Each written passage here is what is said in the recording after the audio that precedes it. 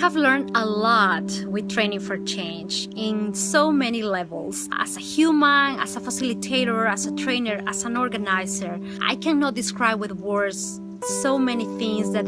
I was able to gain with this experience. But what I found most valuable is that I learned to know myself better, and I think that's helping me to be a better facilitator and also a better human being. Training for Change is an organization that is dedicated to building skills of activists who are working on social, economic, and environmental justice issues. We lead skills trainings for activists, and we prioritize work with groups who are doing direct action or grassroots organizing, community organizing, which can look really different in various places, but our job is to make sure that people have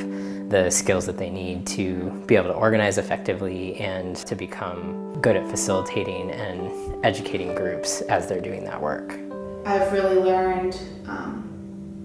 how to do the work centered on experiential education and around people's stories. So what does it mean to do social justice work, to facilitate racial justice content in a way that really welcomes people's experiences into the room? That's something that Training for Change has helped,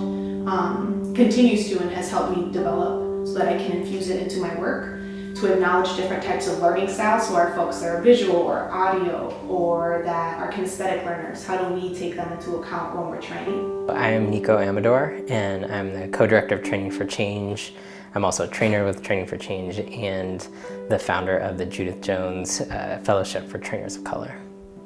This fellowship provides an opportunity for mentorship for trainers of color working in social change contexts who may not otherwise ask for it or have that access to support and mentorship. Each one of them gets paired up with a TFC trainer for one-on-one coaching throughout the whole year. We also provide opportunities for other kinds of networking and educational experiences, and we spend time as a group building safety with each other so that there's a support there for people to explore different challenges that are coming up in their work in a safe space and get support from other trainers of color to advance their skills and share ideas and take their next steps to get better at what they're doing. What's been most valuable about my time with Training for Change has been the opportunity to really dig into an approach to education in the context of social change work that is actually liberatory, that begins with and is rooted in people's experiences, and the power that that really creates for doing work across class and across culture. I think we really believe that it's important to prioritize the leadership of people of color in social justice movements, and I think a big part of that is because we know that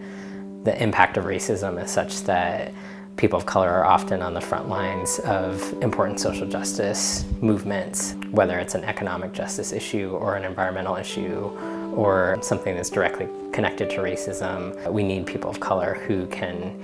speak to these issues and really be leading the strategies that are guiding these movements. And I think for me, I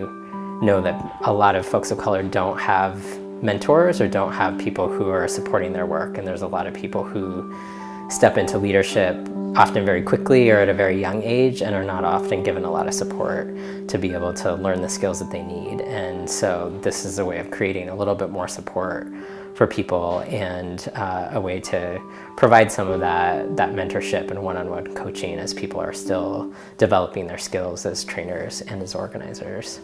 You know, being in a fellowship that's just for folks of color, I think I've learned just how important it is to have conversations about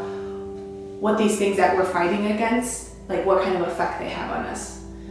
what our identity means to us in our work. And I feel like that's something that I've learned in the fellowship is how sacred those conversations and spaces are.